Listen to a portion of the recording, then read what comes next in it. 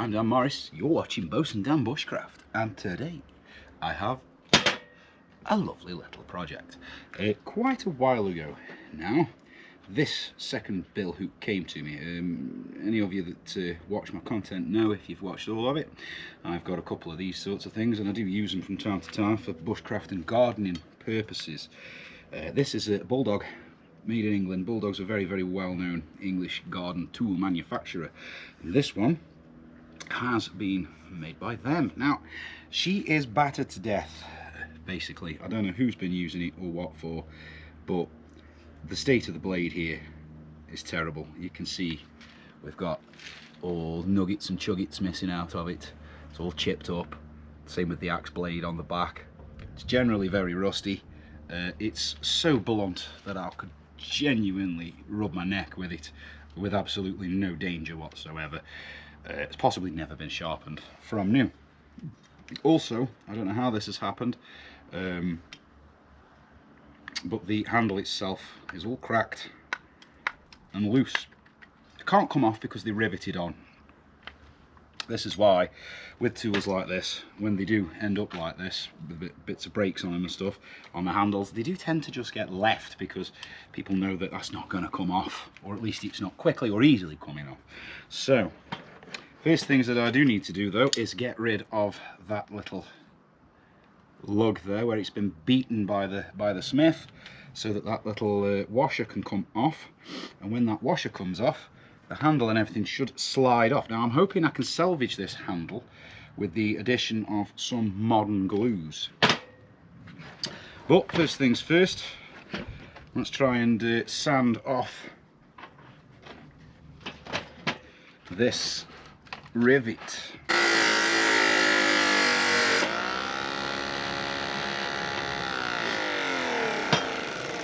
Good.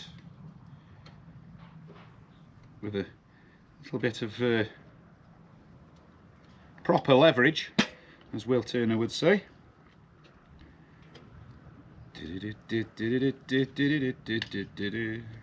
Beautiful.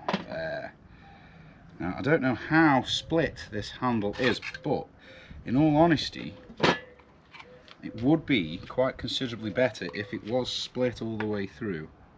That might sound like a strange thing to say. Yeah, you see, it's almost in two pieces. I kind of want it in two pieces, really. Right, so I've managed to jam a screwdriver in there and open up the crack, because we've got two main cracks here. Now my plan, my fiendish little plan, is to flood that out with Gorilla Glue and then tape wrap it. And then after that, sand it all back to shape. Scrape the Gorilla Glue off it, sand it all, and give it a nice coat of varnish, and then simply Gorilla Glue it back onto the handle, and then replace the rivet. And now I know originally it would never have wasn't glued to the handle. Well, that's why we're in this mess with it, isn't it, really? There's no harm in a bit of glue, but this is going to be the tricky bit. Plus, if it's all full of glue inside, once it goes back onto the implement, that'll hold it all together. So, like I say, it doesn't need to be, it needs to be restored as in working, really, more than anything else. Press that together. Like I say, there's going to be a few sins in this where it won't quite marry up perfectly, but that won't matter once the rest of the inside has been saturated in the Gorilla Glue. And as you've probably noticed by now on this channel, I have a bit of a fondness for Gorilla Glue. Now let's just try and squeegee as much of that in as we can.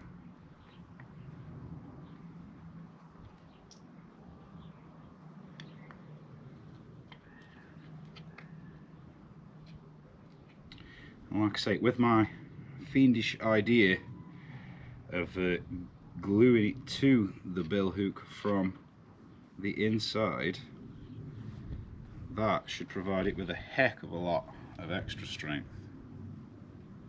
clean off a bit of the excess, because this stuff does foam up anyway.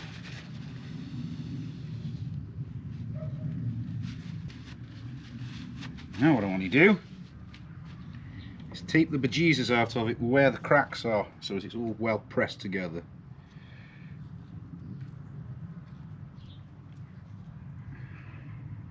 Right, that's all nicely sealed up. I'll just leave that somewhere warm and let it go off. And any indiscrepancies or where the bits of wood stick up a bit higher, sandpaper will fix that later on. It has been my experience though that putting Gorilla Glue in direct sunlight isn't a good idea. It doesn't like it for some reason. Now then, onto the metal work itself. We're going to start with just a general purpose cleaning up. This paper is P120. It's not too aggressive. Problem with aggressive abrasives when we're working with bladed implements is if we get the blade too hot, we'll damage the temper. It's going to be worthless. So we're not going to be getting it too warm. Funny, isn't it? That's all you've got is that skinny little handle for such a heavy duty kind of tool. The tang is actually really quite small. And it's a full tang, so can't complain. Right, let's see if we can get you in here. Hopefully this bench goes wide enough, which it doesn't. Now that is most inconvenient. You don't fit. Okay. Right, I need to find a solution to this problem. Problem solutioned. It actually did come with its own mounting clamp that I just forgot existed for a minute there. Right, so I'm just going to give it a jolly good clean all over the blade faces with this light paper.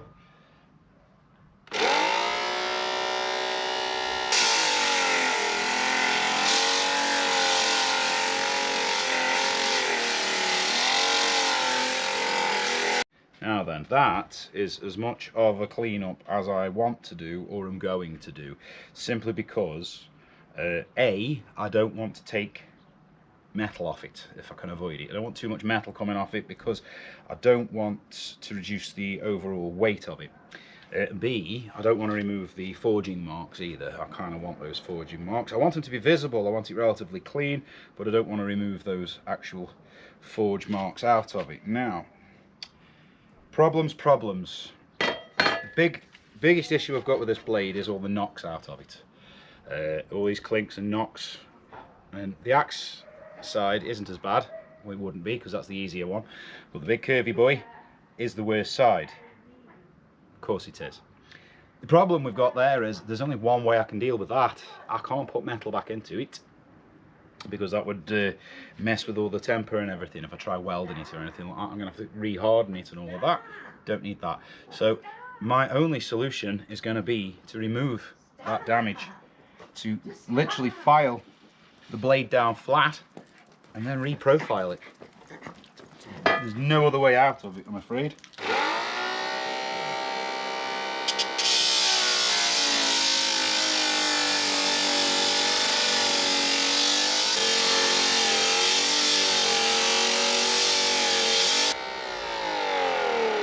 Let it cool a minute. I don't want to get too hot because again you'll damage the temper on it.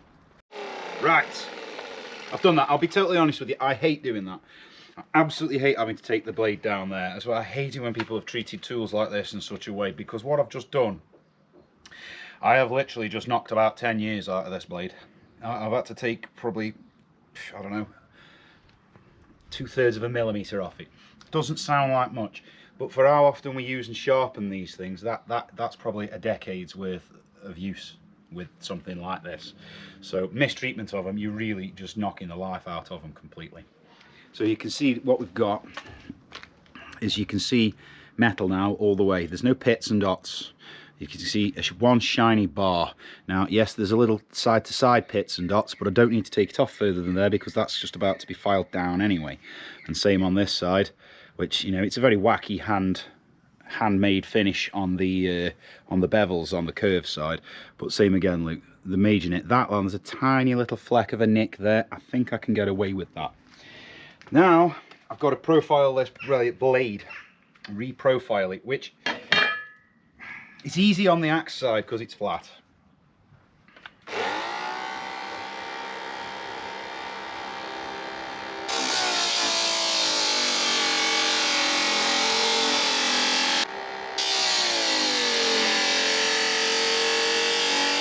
Right, now because I'm working with steel, and these are not specifically for steel, it's blunted it quite quick, but that's kind of good because I can use that for more polishy purposes a bit later on. But because what I'm doing is profiling the edge, I'm going to put a fresh steel P120, fresh one of them on, and continue profiling this edge as best I can. Now I do have a little bit of an advantage here, and that advantage is that this is too big, so it kind of rolls over the edge. That's actually useful because of the curve in this blade.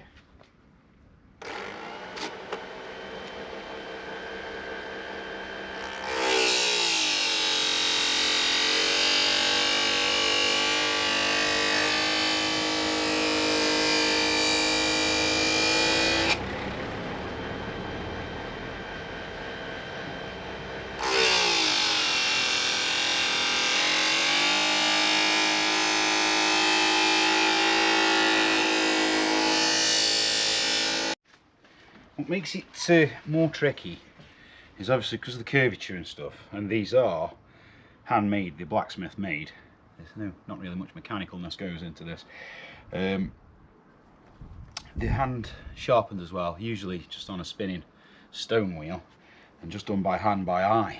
Because of the kind of tool they are, they don't need to be particularly perfect. They don't need to be particularly, you know, if a slight wave up and down the edge doesn't really change it, does it? You know what you do, you're hedge laying and you're cutting plants and stuff. A bit of wave ain't gonna do you no hindrance. However, that really doesn't help when it comes to reprofiling these edges.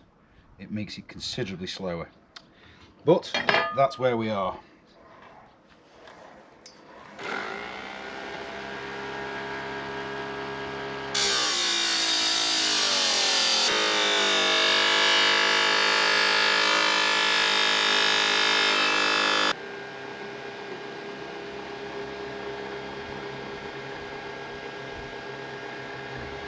Right, so we've got the bevels back.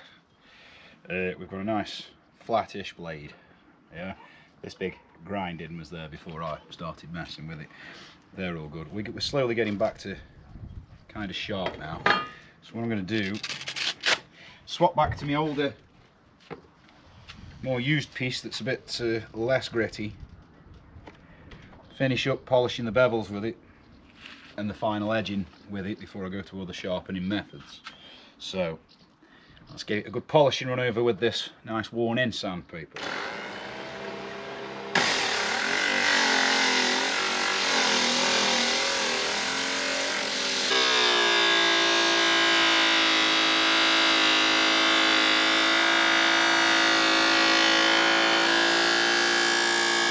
Right, that's all the pre-edges and the bevels as good as they need to be for a billhook, even the axe back. Now, before we get out any fancy stones or any of that, or start working with the handle again, my preferred means to sharpen a bush or billhook is actually a good quality chef steel.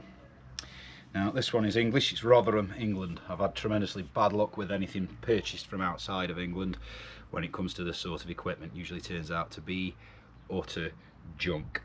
And what I like to do to set the edge is you can clamp it to the side of the bench if you're not super confident in using it,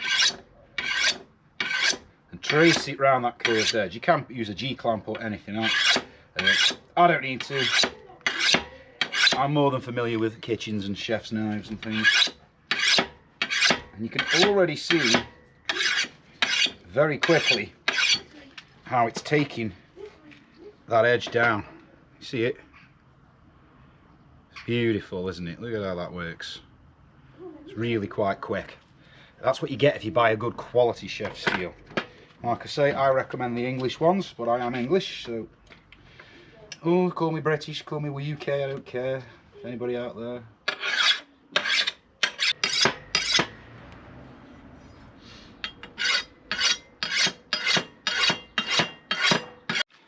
Right, so that is about all I can realistically do with it for the moment without the handle on. And obviously it does make it considerably more difficult without having that handle on. But I think we can really put that handle back, to be fair. I'll worry about the specificals of the finish of the handle a bit later on. But if we think of it as now because I ground that off, I'm going to need to stretch that out a little bit. So to do that, I'm going to have to get it hot. Very hot.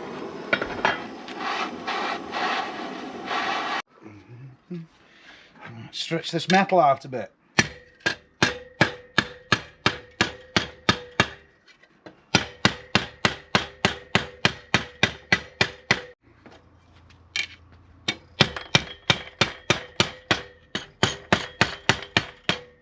That might just be enough. It's just protruding. I tell you what, even under the heat process, that is really tough metal. Where'd that roll off to? He says as he burns his hand on it. Where'd it go? Ah, there he is. Right, so now then, what I need is a little knife. Pop that in there. I'm just going to trim the tape off this very end.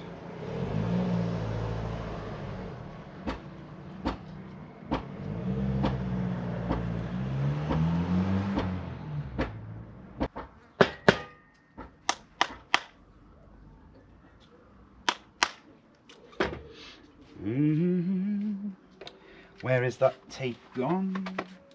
What I'm going to do, because I know this is going to make a mess, because it's Gorilla Glue.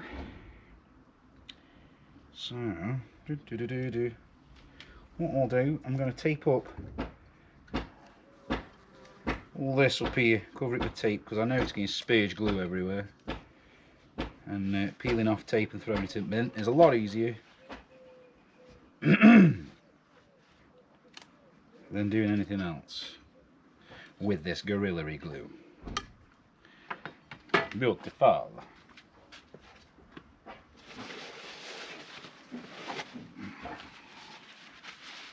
Like I say, I know we're going to make a mess here.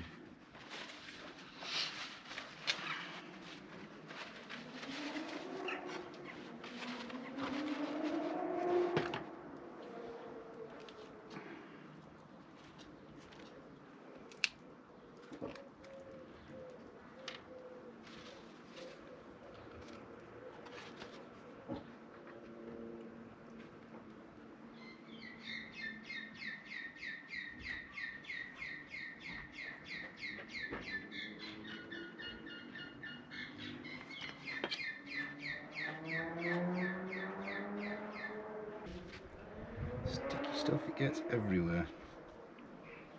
And then I'm going to carefully guide that in. Lovely. And using the marvellous blue roll, clean up as much of it as we can, just to make it as easy as possible for later on. Now then, what to do is give it a tap, just so it's seated as far forward as we can get it. And this is the annoying bit, because this rarely goes right, I'll be totally honest with you. It's a bit of a pest, this one. Got to pop that over there. See, the trouble is now we've just slightly changed the shape of that.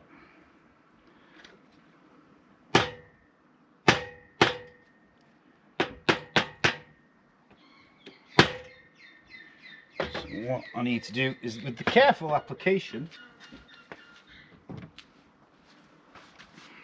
of a screwdriver, right, once you've got it over the top of that nub, this is the tricky bit, we're going to have to now belt the bejesus out of it to get that metal to expand and hold it in place. This is just another good reason why you don't fully sharpen it before you put your handle back on, because if you do, you can open yourself up terribly when you're doing this bit. So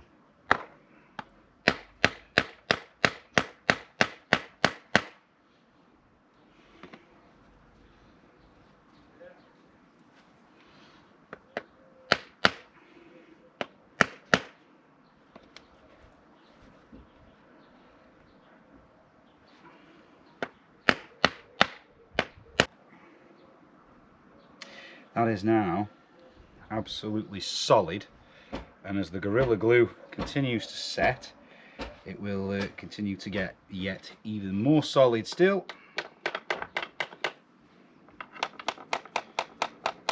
Like I say, we're not going for brand spanking new. What we're going for is perfectly functioning and usable. So you should just be able to see how that metal has opened up and expanded with the hammer blows and has locked that washer to the back of it there, thus preventing it from flying out of said handle.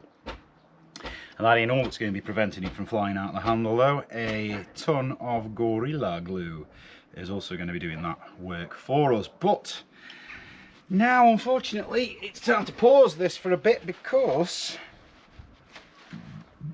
this Gorilla Glue of mine it's not young stuff, it's not a new tub, and somehow it seems to be taking its dilly-dally in time to set. So I'm going to leave all this for an hour or so and hope that it goes off.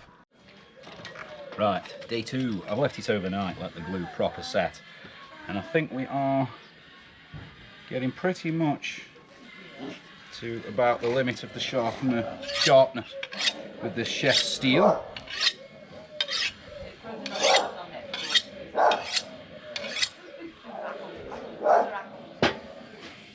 Oh yeah, it's got a good edge on it now. Oh yeah, beautiful. Now I'm just going to give it a little whiffling up with the old diamond ceramic before I give it a quick stropping. It is a billhook, doesn't need to be razor blade sharp. And I'll swap to the actual ceramic side.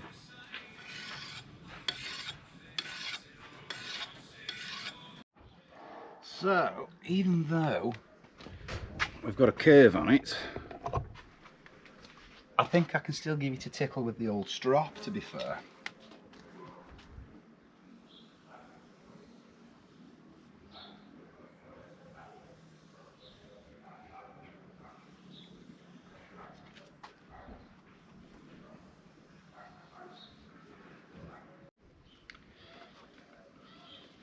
Does it take hair?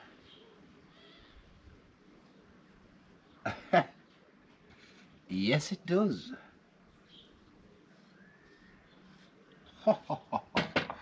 Well then, I think just a couple of final passes down the strop and we'll move on to sorting this scabby handle out. Beautiful.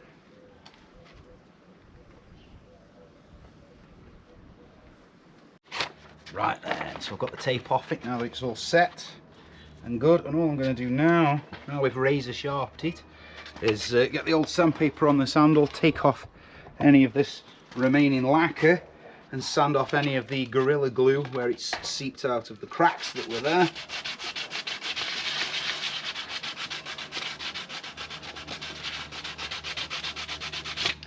Just going to soften this lacquer a little.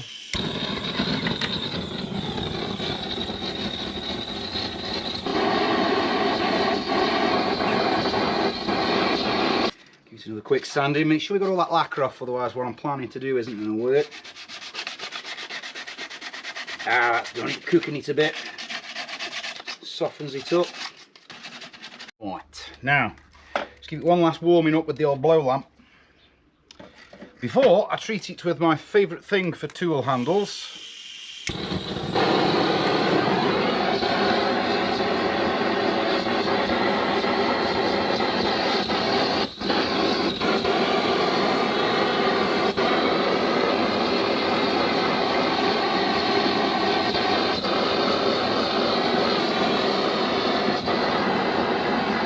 Now then, my favourite treatment for tool handles, my homemade birch oil. I absolutely love this stuff for tool handles. And yes, this is the stuff that we made on this channel. Probably, actually now looking back, it would have been at the start of the channel nearly 3 years ago. It lasts very well. Get it all nice and warm. Let's get it soaked in there. Very waterproof, very, very, very good for the wood as well, because the oils in it soak in. And they'd waterproof it, but they make it supple. They kind of give it that treatment and stop it from getting all dry and cracking up. Oh, that's lovely. Look at that. Beautiful. Just massage just a touch more into it. I am actually at the point where I could do with getting back out into the woods and making some more birch oil. Right in that end there. There we go. Now I think we're ready for the final polishing, and she'll be good.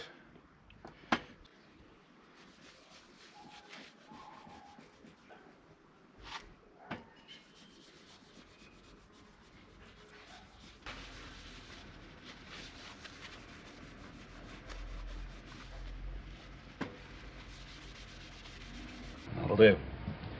And there we have it, folks. From this manky old useless broken thing to this, in what was realistically a couple of hours work, spread over 2 days because of letting things dry. And there we go, look at that. Beautiful. And there we have it, guys. One nicely restored razor sharp bill hook, ready for another couple of decades of service. Fantastic. So now I can go and return it to what it will be now, proud owner, as this one's not mine. It is a restoration project for somebody else. They've had it a long time apparently. It's an heirloom of the family sort of the deal. Old people tools, everybody loves them. Anyway, that's it from me today, guys. So as always, get out there, get bushcrafting, get having fun, be safe, and I will catch you on the next one. And there we go. It's one final flash of the blade.